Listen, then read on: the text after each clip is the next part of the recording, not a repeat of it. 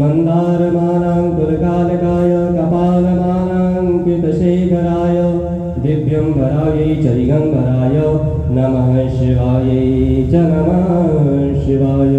जलेन शीतलीकरणं देवै पुष्पाय वन्दनम् आरोग्यार्थे मन्त्रपुष्पाञ्जलिम्। ॐ यज्ञेन यज्ञमयजन्त देवास्तानि धर्माणि कथमान्यासन्नातिरनाकं महिमानः सचन्त तत्र पूर्वे साध्याः सन्ति देवाः। ॐ एकदन्ताय विद्महे वक्रतुण्डाय धीमहि तन्नो दन्ति प्रचोदयात्। हरिः ॐ गणाम्बिकायै च विद्महे कर्मसिद्ध्यै च धीमहि तन्नो गौरी प्रचोदयात्। ॐ तत्पुरुषाय विद्महे महादेवाय धीमहि तन्नो रुद्रः प्रचोदयात्। सेवन्ति कामकुलजम्पकपाटलब्जै पुण्यागजातकरवीरलसारपुष्पै बिल्वप्रभावतुलसीदलमञ्जरीभिः त्वां पूजयामि जगदीश्वर मे प्रसीद। नानासुगन्धिपुष्पाणि यथा कालोद्भवानि च पुष्पाञ्जलिर्मया दत्तग्रहाणः परमेश्वरः। शाङ्गाय परिवाराय सायुधाय सुशक्तिकाय सवाहनाय चरणकमले सुमन्त्रपुष्पाञ्जलिं समर्पयामि नमः। गुरु पुराण पुरुषोत्तम भगवान की काशी विश्वनाथ भगवान की भूत भावन भोलेनाथ की हनुमान जी महाराज की नमः। पार्वती पतये हर हर हर हर महादेव। शंभु। सभी अपने अपने यथास्थान बैठ जावे।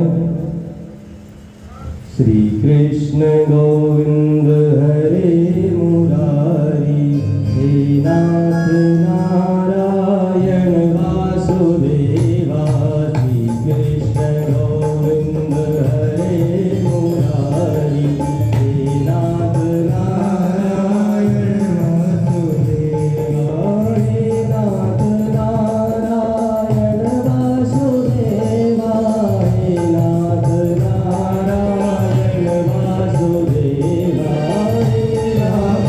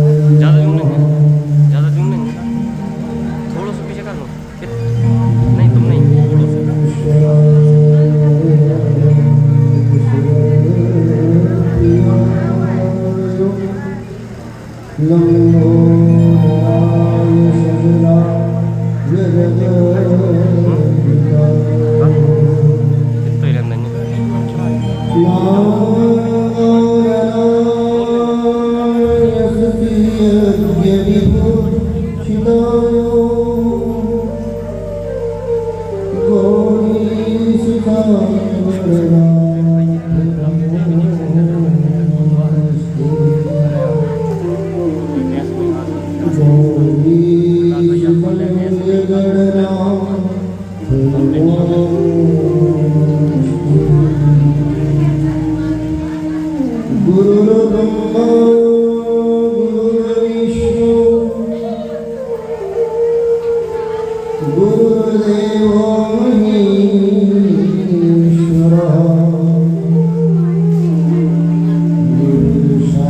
साक्षात् परं ब्रह्म तस्मै श्री गुरुवे नमः। अखण्डमण्डलाकारं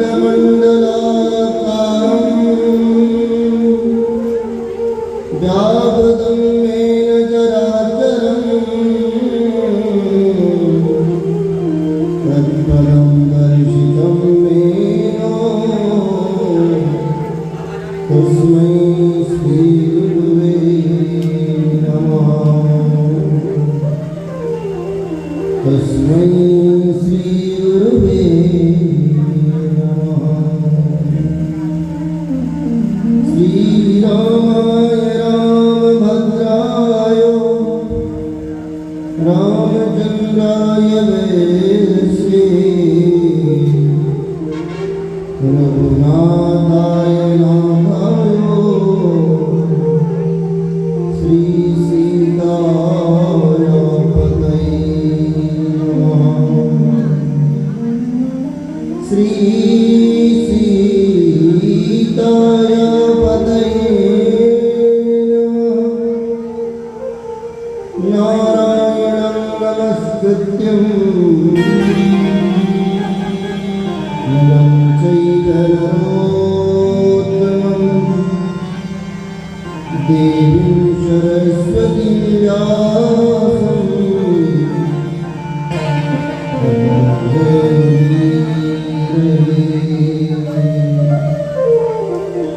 ततो जयमुदीरये। अद्वैतवर्णं हैमशैलावदेहं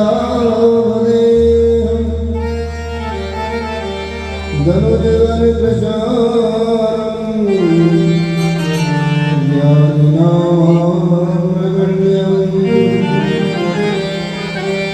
सकलगुणनिधानं पावनानामधीशं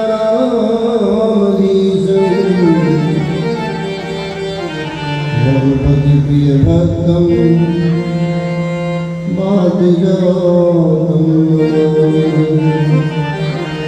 श्रीरामप्रियभक्तं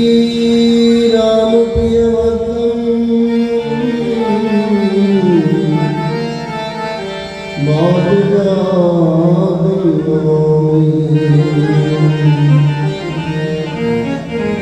यत्र यत्र स्थितो देवा सर्वव्यापी महेश्वरा यो गुरु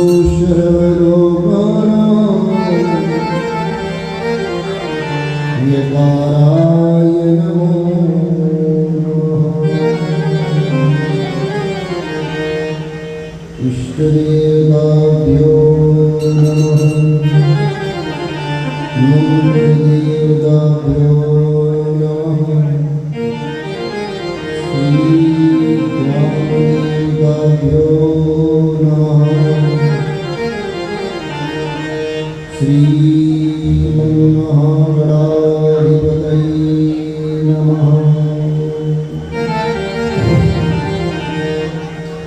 परमपिता परमेश्वर के सिंह कृपा माँ जगज्जननी जगदम्बा माँ भगवती का शुभ आशीर्वाद अनंत भगवंत संत श्री हनुमंत लाल जी महाराज का पावन सानिध्य और उमामहेश्वर भगवान की कृपा छाया इंद्र अग्नि लक्ष्मी यम नैऋत्य वरुण वायु कुबेर ईश्वर ब्रह्मा अहंकारी आवारी देवता जहाँ स्वस्थ आवाह देवता का आह्वान किया गया साधक सीता सहस्त्री स्वरूपा माता एवं बहनों भगवान के भक्त श्रोता महानुभाव इस पावन पुनीत कार्य को सिद्ध करने के लिए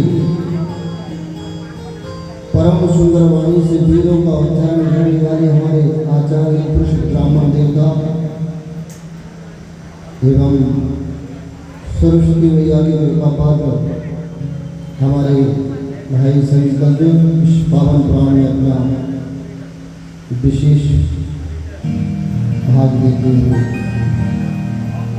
मन तथा वाणी को पवित्र करने के लिए भगवान नाम संकीर्तन, उसके बाद भगवत चर्चा में प्रवेश करेंगे।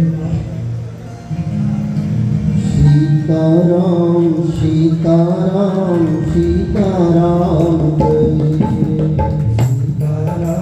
सीताराम सीताराम सीताराम सीताराम सीताराम सीताराम सीताराम सीताराम कहिए।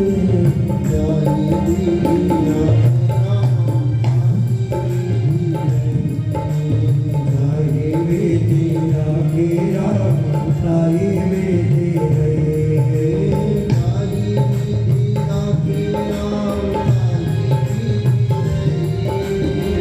गाये वे तेरा के राम, गाये वे तेरे।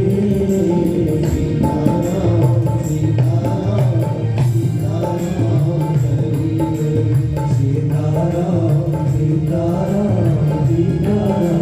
कहिए।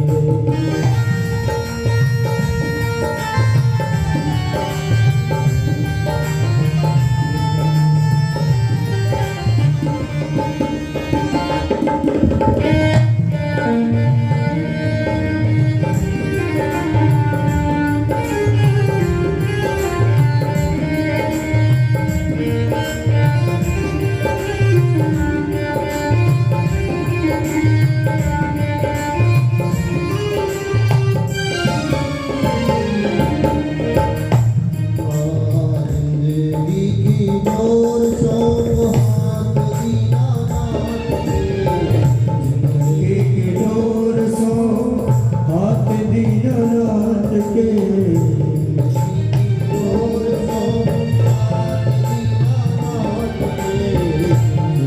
एक डोर सो हाथ दीनानाथ के।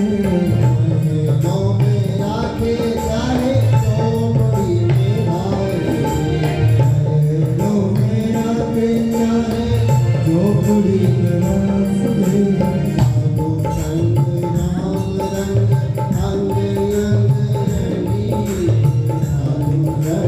राम रंग रंग रही।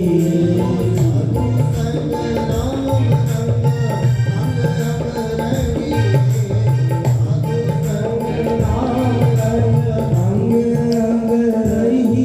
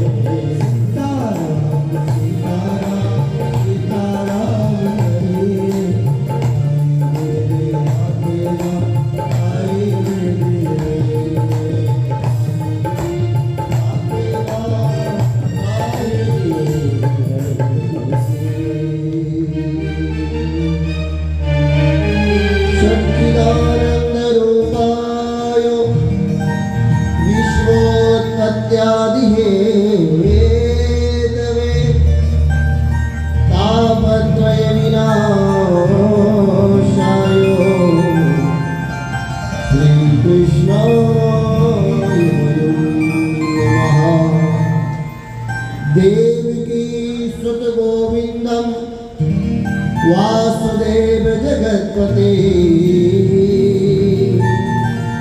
देहि मे तनयं कृष्णा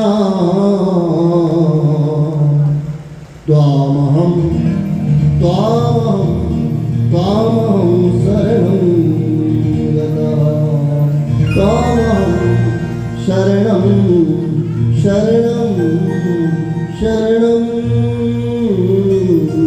गतः त्वामहं शरणं गतः त्वामहं शरणं गतः त्वामहं शरणं गतः। बोले मोर मुकुट बंसी वाले की जय हो। विष्णु महापुराण की जय हो। सच्चिदानंद भगवान की जय हो। उमा महेश्वर भगवान की जय हो। श्री हनुमान जी महाराज की जय हो। स्थान देवताओं की जय हो। आवाहित देवताओं की जय हो। पार्वती पते हर हर हर महादेव।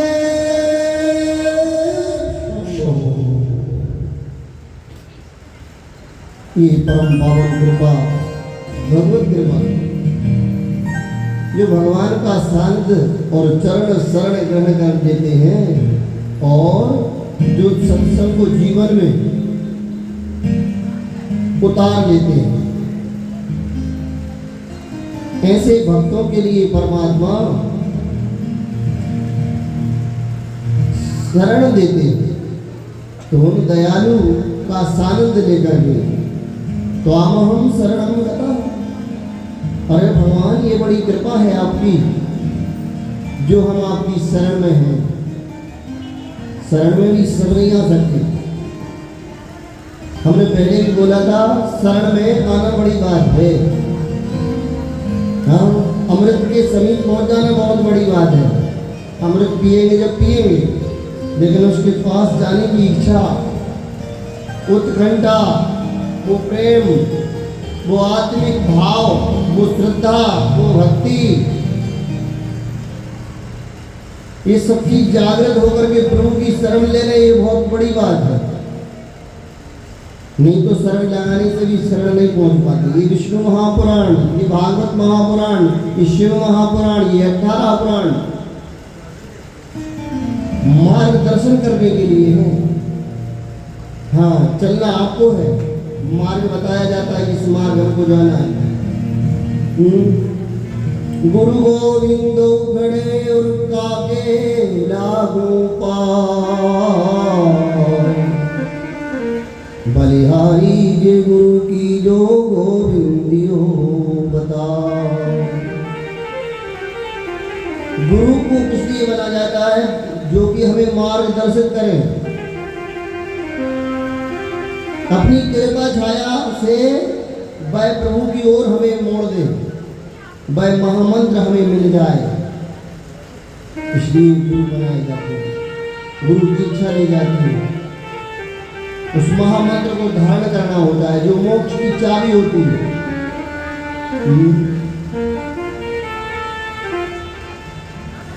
गुरु मंत्र कितने जनों को याद है? जरा हाथ उठावे,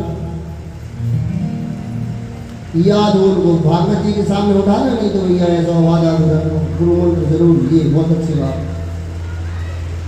अगर गुरु मंत्र याद है और गुरु मंत्र को नित्य नैमित्तिक आप अगर जप करते हैं, तो एक बहुत बड़ी बात है कि अशुद्ध आचरण आपके आसपास नहीं भटक सकते। हाँ, आपको देखने के बाद ही थम जाएंगे। और जब अशुद्ध आचरण सामने नहीं आएंगे तो पाप होगा नहीं। पाप नहीं होगा तो प्रभु के समीप आप बिल्कुल शुद्धवत पहुंचेंगे। और प्रभु की कृपा, प्रभु के प्रेम पात्र हम बने रहेंगे।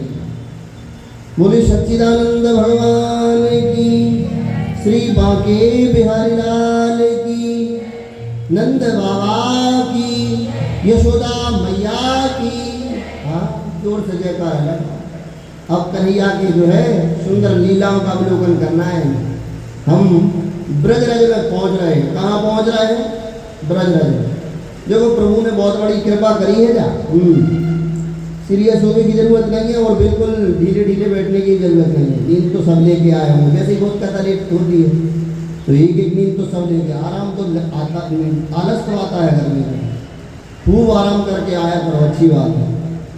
अब बचे हुए 2 दिन हैं, तो गर्म जोशी से हम भगवान का स्वागत कर रहे हैं, ऐसे नहीं बिल्कुल ढीले ढीले बैठे होंगे, पता नहीं कितने दिन से भोजन नहीं मिली, हाँ, या पर पता नहीं कितने दिन से सोई नहीं है। और पुरुषोत्तम का पावन महीना है, और ऐसे परम पावन महीना में और शुद्ध बुद्ध भगवान का सत्संग हम सब के बीच में है, और भगवान का जन्म भी हो चुका है। लीलाएं तो बहुत है, पर कृष्ण भगवान की जैसी लीलाएं कहीं भी नहीं है। उनकी लीला अवलोकन करने में ही आनंद आता है। भगवान ने ऐसी सुंदर दिव्य दृष्टि सभी को दी है। अब उपयोगिता है कैसे, कौन इसका उपयोग करता है। आप बैठे इधर हो आजाद नगर में भगवान शिव की छत्र छाया में, और वृंदावन जाकर के भगवान बांके बिहारी जी दर्शन कर आओगे बैठे बैठे। ये भगवान ने कृपा करी है, छोटी कृपा नहीं है। हाँ, घर की ठाकुरवाड़ी में बैठे हो और अयोध्या जी श्री राम जी के दर्शन कर रहे हो, ये कोई छोटी बात है क्या? ये भी तो कृपा है। और मानसिक पूजा और सब चीज़ों में नहीं है, मानसिक पूजा का बहुत बड़ा विधान पुराणों ने दर्शाया है। मानसिक पूजा को पाराशर जी मैत्रेय जी से कहते हैं, हे प्रणम्भो महाबाहो अरिष्टद्यात्वान्वे मां भंतुर्मयि कृताकृत्यम किलायत दुरात्मनि। बोले एक मानसिक पूजा का बहुत बड़ा प्रभाव बताया। न पैसा खर्चा होते, न समय खर्चा होता विशेष, और उसका पूरा पूरा फल है, अधूरा नहीं है, पूरा फल है। हाँ, आपके घर में भले गाय का दूध ना आ रहा हो, पैकेट का ही दूध आ रहा हो, हाँ, पूजन में भले शुद्ध सामग्रियाँ पूर्ण व्यवस्थित नहीं हो पा रही, लेकिन मानसिक पूजा पुराणों में तक दर्शाई है। हाँ, मानसिक मन से पूजन करने के लिए आप शुद्ध बुद्ध होकर के बैठ जाएं, नेत्रों को बंद कर लें और बोली सच्चिदानंद भगवान की, श्री राधा रमण सरकार की जय। जय जय श्री राधे श्याम। तो मानसिक पूजा में आप शुद्ध गाय का भावना कर, शुद्ध गाय के दूध को बुला करके भगवान ठाकुर जी का अभिषेक कर सकते हैं। हाँ, शुद्ध दही का स्नान करा सकते हैं, और अनेक फलों को भगवान को अर्पण कर सकते हैं, अनेक मेवा मिष्ठान भगवान को अर्पण कर सकते हैं, और जो आप अर्पण कर रहे हैं बिल्कुल एकदम उसका पूर्ण लाभ आपको प्राप्त होने वाला है। हाँ, खूब रत्न दान करें, जो इच्छा हो सो करें। तो मानसिक पूजा का भी बहुत बड़ा लाभ पुराणों में बताया गया है, और हम सबको मानसिक पूजा करनी चाहिए। कहीं भी बैठे हैं, अच्छे सुंदर बिलपत्र आ गए हैं, भगवान शिव को हम अर्पण कर रहे हैं, नमः शिवाय बोल रहे हैं। यथार्थ में बिलपत्र सामने नहीं है, लेकिन मन में भाव बना लिया, बिलपत्र आ गए। अछिद्रई कोमलई सुमई तब पूजा करिष्यामि। हाँ, तब भगवान की आप पूजा करें। सुंदर सुंदर पुष्प चुन करके बुला लें, ऐसे बुलाने में दिक्कत होगी, खोजते फिरोगे मिलेंगे नहीं। हाँ,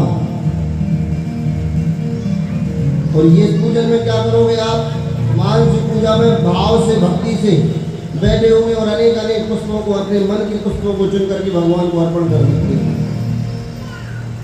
ये भगवान की मानसिक पूजा, इसका विस्तार बहुत बड़ा है। बोली बाके बिहारी लाल की, सच्चिदानंद भगवान की। मानसिक पूजा इसलिए बताई गई है कि अगर घर में ठाकुरवाड़ी में अपन पूजा नहीं कर पा रहे हैं, कहीं बाहर है, तो 10-15 मिनट का समय निकालो और बस बैठ करके अपने ठाकुर जी, जो अपने इष्ट को साध की पूजा करें। इष्ट को विषय में कौन कौन जानता है? इष्ट देवता कौन होते हैं? जरा हाथ उठाइए, इष्ट देवता जो जानते हो, इष्ट देवता कौन होते हैं? फिर हम बता देंगे अगर नहीं होगा, नहीं पता होगा। इष्ट देवता कौन कौन जानते हैं? इष्ट देवता कौन से कहते हैं?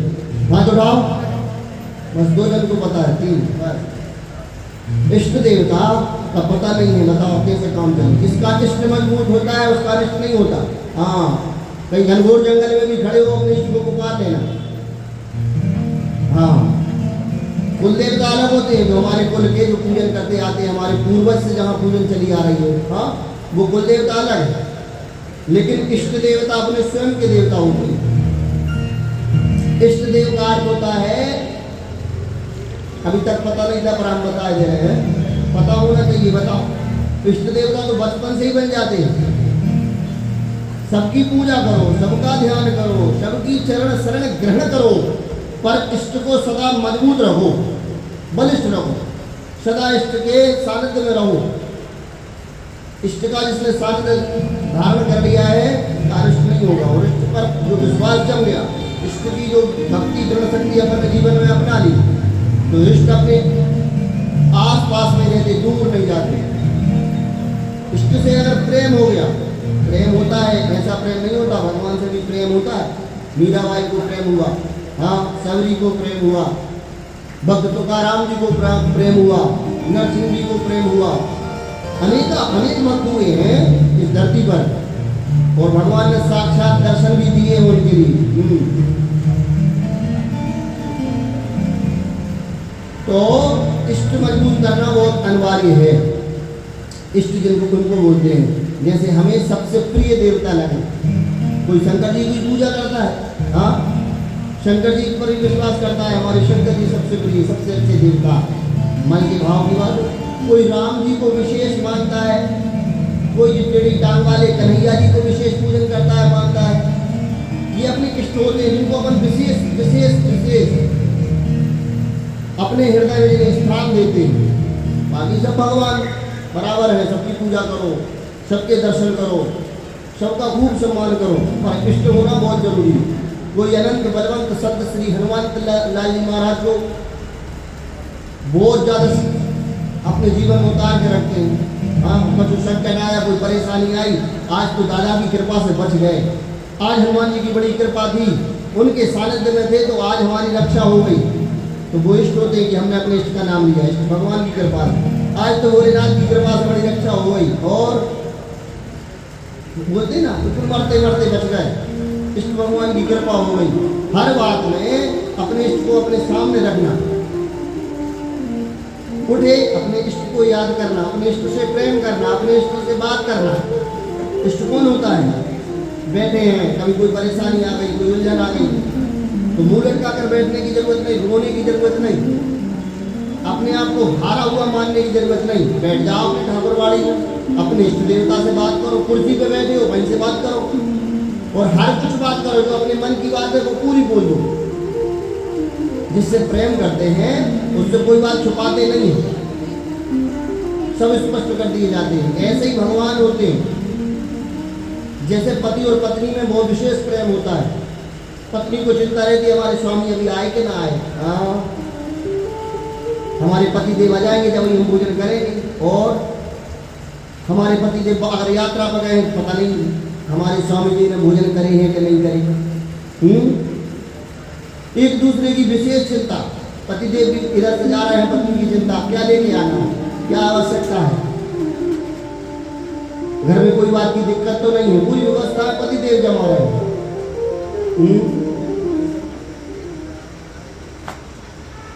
एक पतिव्रता स्त्री और धान कूट रही है, धान कूटते कूटते पति देव आ गए।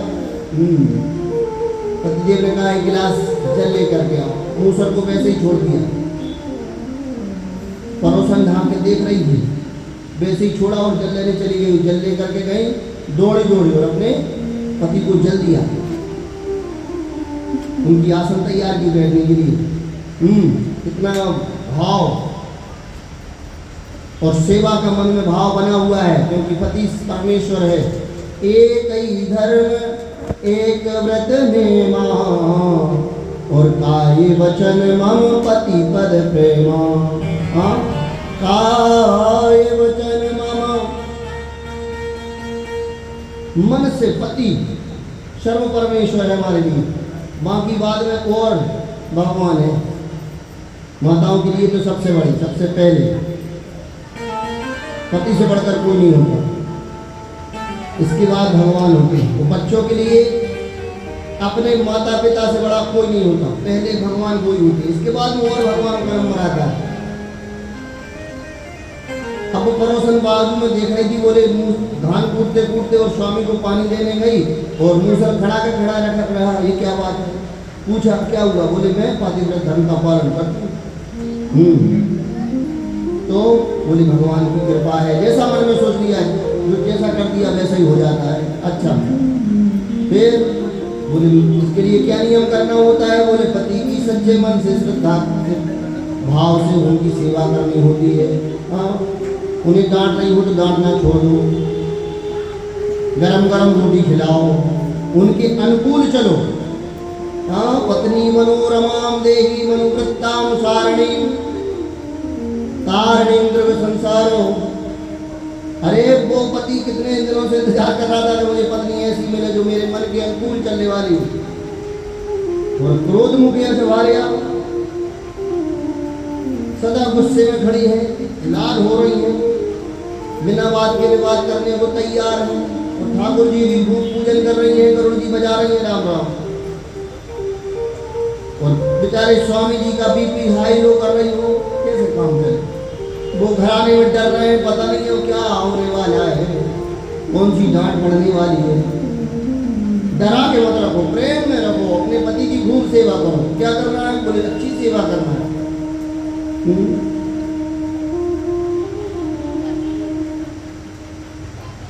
वो वाला हाल पतिदेव आके कहते हैं कि गिलास प्रिय गिलास जल लेके आओ, वरना पर्वत में वरना वो जल लेके पहुंच गई, जल्दी से मुझे थाली लगा दो, वरना अच्छी वरना है, डर के बेचारी थाली लगा दी थी। तो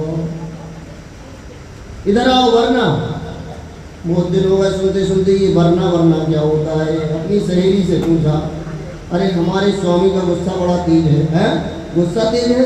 कैसे गुस्सा तेज है? बोले हर चीज में वरना बोलते हैं, बड़े डर जाते हैं अंदर से। हर चीज में बोलते थे इधर आओ वरना, भोजन लगा दो वरना, जल्दी करो वरना। सहेली ने कहा थोड़ा मन कर रहा है, थोड़ा सा अच्छा बना हुआ कर लो, पूछ लो एक आध दिन, जब वो कुछ कहे और बोल दे तो बोल देना वरना। बोले ठीक है, ऐसा नहीं कुटाई हो जाए। अरे बोले एक बार पता तो लगाना है, ऐसे पता नहीं लग पाएगा। पतिदेव आए, अपनी प्रिय से बोले हे प्रिय पानी लेकर के आओ वरना। आप प्रिय ने बोला वरना, उसने भी जोर से बोल दिया वरना। पतिदेव ठंडे पड़ गए, वरना हम खुद भर के पी लेंगे। कितनी अच्छी बात है। हाँ, चले भर के हम खुद ही पी लेंगे वरना। जी बात थी, हम बहुत डरते थे वरना क्या होगा, वरना यही बात थी, भोजन परस दो वरना, हम खुद परस के खा लेंगे वरना। उनका स्वभाव ही तेज था और वाणी में वरना आ गया था, बस बाकी वरना था कुछ नहीं। हाँ, अब बेचारी पड़ोसन भी परेशान, पड़ोसन ने विचार बनाया हम भी धान कूटेंगे, हम भी पति की सेवा करेंगे। 2-4 दिन अच्छी सेवा की और अपने पति से कहा, क्या कहा, तुम अपने बिजनेस व्यापार से जब घर आओ तो आप दरवाजे से ही आवाज लगाना, पानी लेकर के आओ। हाँ, हम धान कूट रहे होंगे। बोले ये सब करने की क्या जरूरत है? बोले जितना कहा जाए उतना सुनो। है, बेचारे स्वामी जी डरते थे, देवी ये परिवर्तन कैसे आ गया? 8 दिन से कंटिन्यू सेवा हो रही है, पता नहीं कहाँ के गुरु जी का सत्संग में गई थी, कहाँ के गुरु जी ने इतना ज्ञान दे दिया। हाँ, पति बहुत खुश होते हैं, बोलते पत्नियों के लिए जरूर बोलो गुरु जी बीपी जब चाहे आए लोग करेंगे। तो 8-10 दिन खूब सेवा करी। बेचारे पति देव डर रहे हैं कि पत्नी के सेवा करने के पीछे का राज क्या है, लेकिन वो तो उन्हें देखना है कि हम भी पतिव्रत धर्म का पालन कर रहे हैं और जैसा कहा जाए वैसा करो। बेचारे बाहर से चिल्ला रहे हैं पानी ले आओ, ये तो धान कूट रही थी, धान कूटते कूटते मूसल को वैसे ही छोड़ दिया और जैसे ही छोड़ा तो मूसल आकर के सर में लगा, राम राम राम राम राम। हाँ, सर और फूट गया। बोले ये सब कैसी पति की सेवा? हाँ, ये पतिव्रत धर्म का, हमारा तो सर फूट गया और उसका मूसल टिका रहता है। तो जो सदा अपने जीवनचर्या में पति की सेवा बना ले, भाव बना ले, उस पर कृपा होती है। अब ताजी ताजी सेवा कर रहे हैं, किसी की देखा दाखी में सेवा कर रहे हैं, तो फिर आपको लाभ कहाँ से मिलने वाला होगा? तो एक ही धर्म एक बदने मार काय वचन मम, पति पद प्रेम काय वचन मम, पति पद प्रेम। बोले मन से और पति की सेवा हो और एक ही वचन एक व्रत नियम पर जो चले तो उसके लिए और जो है वैकुंठ की प्राप्ति होती है और नरकामी नहीं होती। इसलिए जीवनचर्या में अपने उतारें भाव से भक्ति से पहले अपने परमेश्वर को ही भगवान मान करके उनकी खूब पूजा करें। पूजा के साथ साथ उनका खूब ध्यान रखें, अच्छी मीठी वाणी बोले, प्रेम से बोले। हाँ, पर पति का भी कुछ कर्तव्य बनता है। दूसरे घर से अपना सब कुछ छोड़ करके और अपने आश्रित होकर के बैठ करने आइए और दो कुलों को उतारने के लिए तो पतिदेव के भी बहुत कर्तव्य बनते हैं। अपने पत्नी का सदा ध्यान रखें। तो भगवान की लीला और भगवान की कथा और शास्त्र का एक ही उद्देश्य है कि अपने जीवनचर्या पर विशेष ध्यान रखते हुए भगवत चरण शरण ग्रहण कर ले। बोले सच्चिदानंद भगवान की, श्री मोर मुकुटवंशी वाले की। गोविंद बोलो प्रेम से, गोपाल बोलो रे। गोविंद बोलो गोपाल बोलो रे। गोविंद बोलो प्रेम से, गोपाल बोलो रे। गोविंद बोलो प्रेम से, गोपाल बोलो रे। सब मिल बोलो रे। प्रेम से बोलो रे, सब मिल बोलो रे। गोविंद बोलो प्रेम से, गोविंद बोलो प्रेम से, गोपाल बोलो रे। गोविंद बोलो प्रेम से, गोपाल बोलो रे।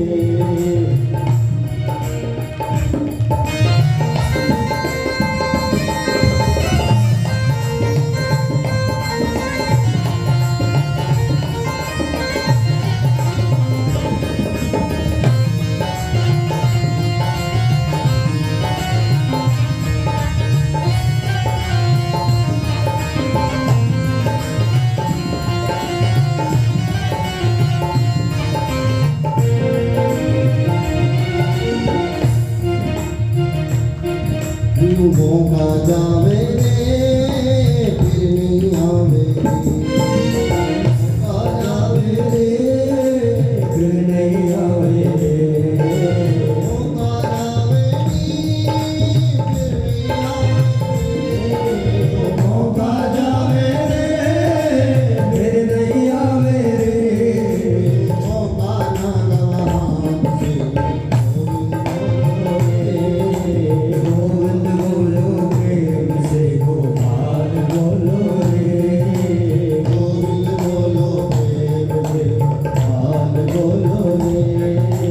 गोविंद बोलो प्रेम से, गोपाल।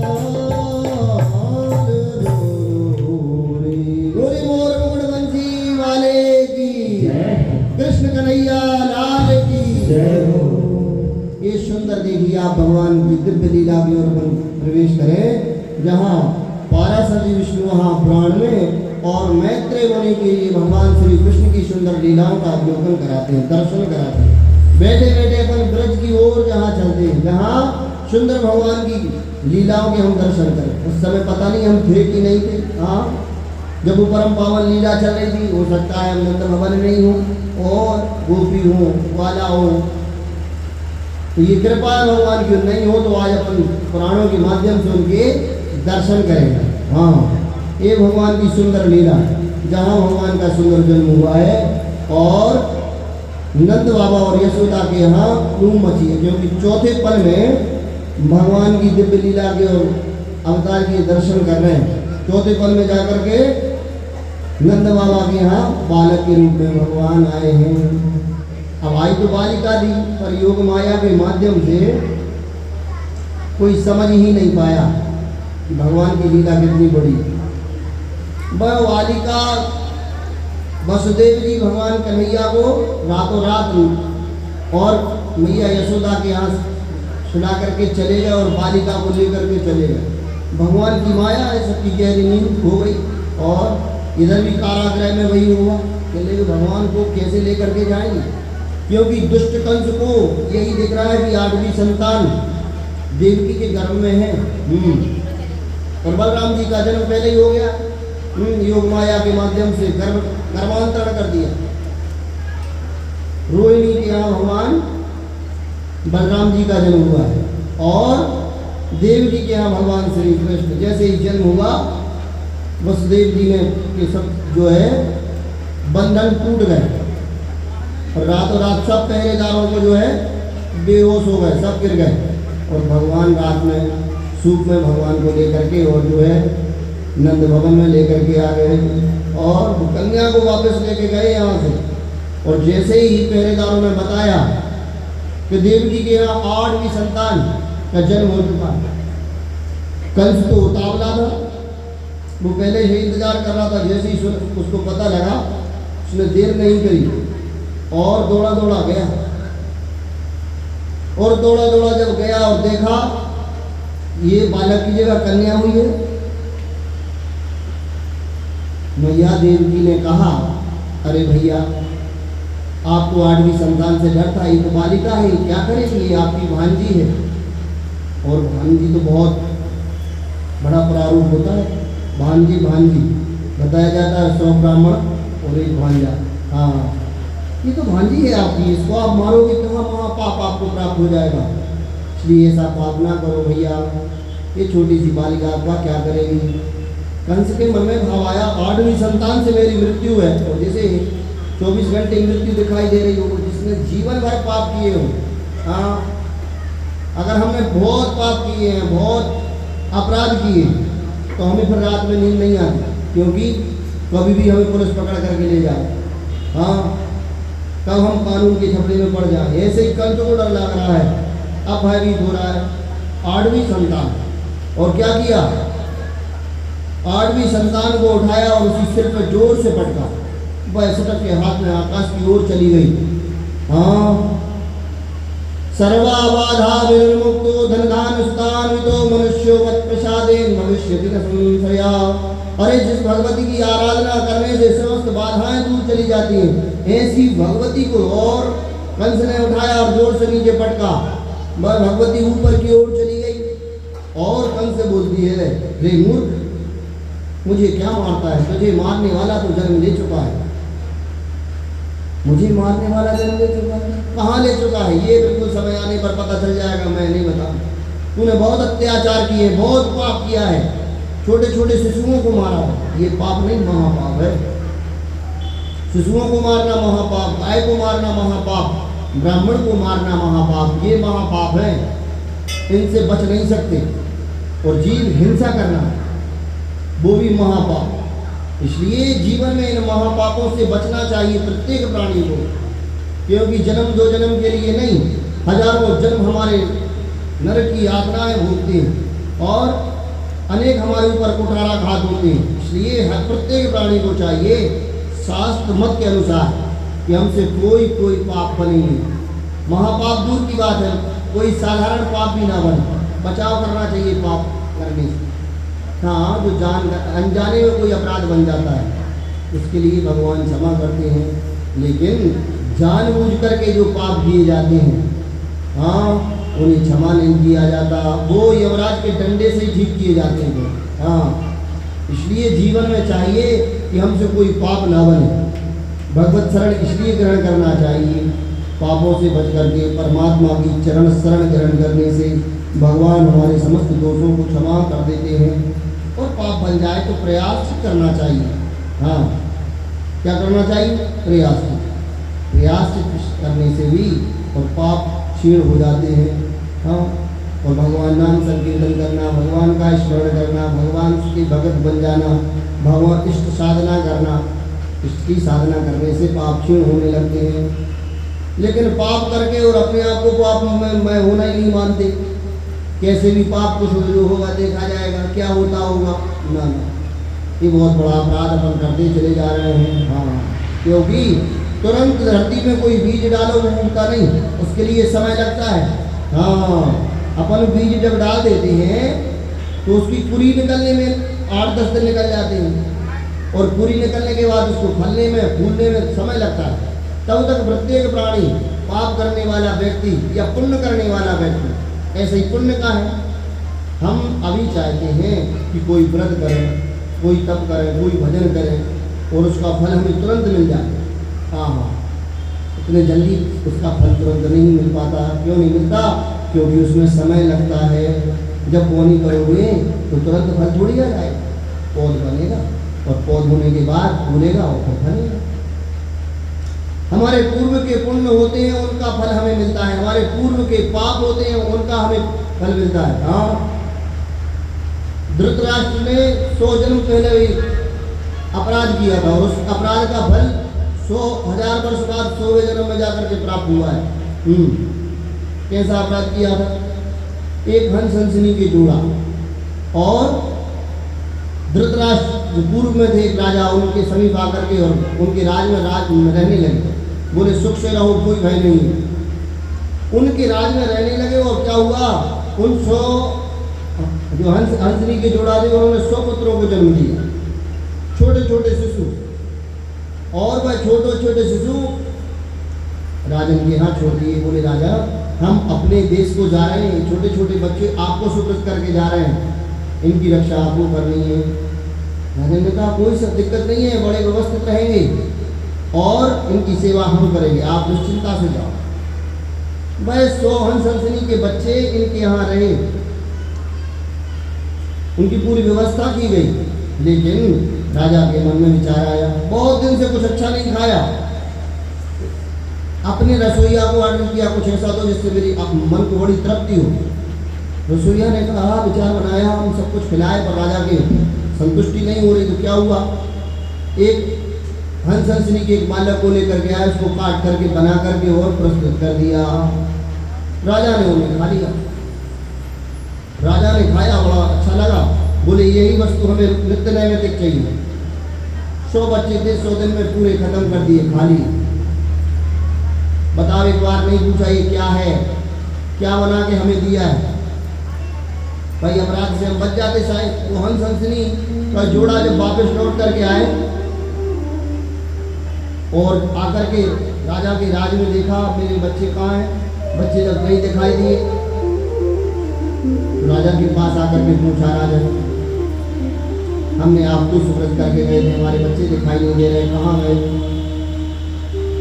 राजा ने आदेश दिया, जाओ उनका पता लेगा करके आप कहाँ गए, शायद बड़े हो गए, मछली उड़ गए।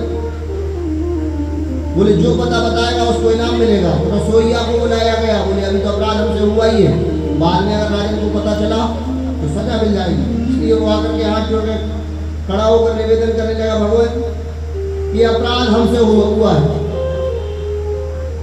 बोले कौन सा अपराध? बोले हंस हंसनी के जो छोटे छोटे शिशु थे उनको मार करके काट के आपको हमने खिलाया। फिर बोले बताया क्यों नहीं? बोले महाराज आपके डर से, इनाम पाने के चक्कर में आप बड़े प्रसन्न होते थे, इनाम दिया करते थे, एक एक करके हमने सब आपको ही खिला दिया। अब हंस हंसनी वो सुन रहे थे अपने बच्चों का इस प्रकार से, जिस राजा को हम सौंप के गए थे उसी राजा ने वो जो है उनको खा लिया तो श्राप दे दिया।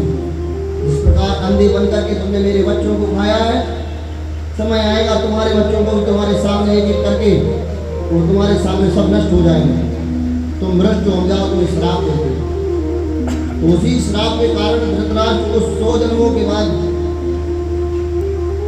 वह कर्म भोगना पड़ा। अवश्यमेव भुक्तव्यम कृता कर्म शुभाशुभम। अपने कर्मों को एक जन्म के बाद नहीं, 100 जन्मों के बाद भी भोगाया जाता है। हाँ, कर्म कभी चूकते नहीं है। 100 जन्मों के बाद वही धृतराष्ट्र राजा हुए और अंधों की भांति सब कुछ पाने की लालसा में अपने पुत्रों की प्राणों की आहुति दे दी। एक एक करके पूरे पुत्र जो है मृत्यु की गोद में समा गए। ये पूर्व के कर्म के कारण ऐसा हुआ, ये प्रारब्ध होता है। इसलिए जीवन में चाहिए भगवान, भगवत कृपा, भगवान की छाया इसलिए ली जाती है क्योंकि जब हम भगवान की पूजा में बैठते हैं, जब हम नित्य नैमित्तिक भगवान का सानिध्य ग्रहण कर लेते हैं, तो फिर जो है मन के अंदर पाप करने की अवसर भगवान बनने नहीं देते। इसलिए भगवान की चरण शरण ग्रहण करके और जीवन उपरांत प्रभु की सेवा लो। भगवान से कहो, प्रार्थना करो, प्रभु हमसे कोई पाप ना हो, हमसे कोई अपराध ना हो। हाँ, आपकी शरण में रह करके हम शुभ कर्म करें, आपका सानिध्य हमने लिया है, हमारा जीवन सुखमय हो। ऐसी भगवान से प्रार्थना करके अपने जीवन का कल्याण करना चाहिए। भगवत कथा की ओर अपन प्रवेश करते हैं। यहाँ मैत्रेय जी के लिए भगवान पाराशर जी श्रवण करा रहे हैं। उस कन्या के लिए जो है राजा कंस ने और जोर से जब पटका तो वो आकाश की ओर चली गई और बोले तुझे मारने वाला कहीं जन्म ले चुका।